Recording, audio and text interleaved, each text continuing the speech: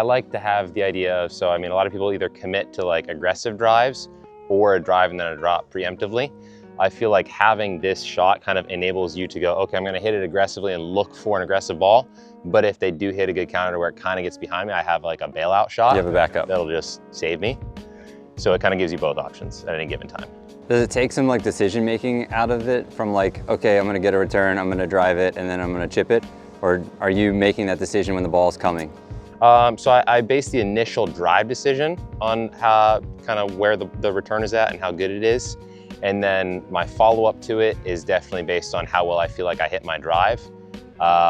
So there's some situations, often actually, where I'll look to be driving and closing.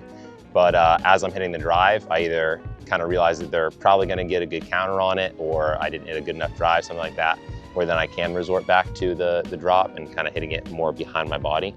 But for me personally, I'm usually looking to be offensive with the drive and the follow-up.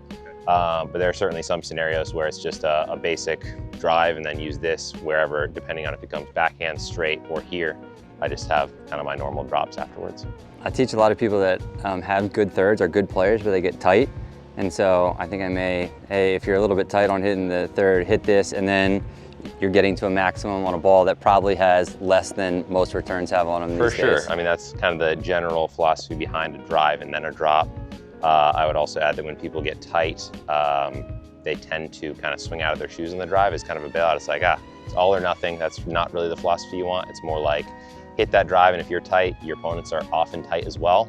Their follow-up ball is probably not going to be that good, and then it should be relatively easy drop even if you're tight, especially if you kind of stick to the stuff where it's very simple. It's very either in front of you here or behind you here, like make it hard for yourself to miss.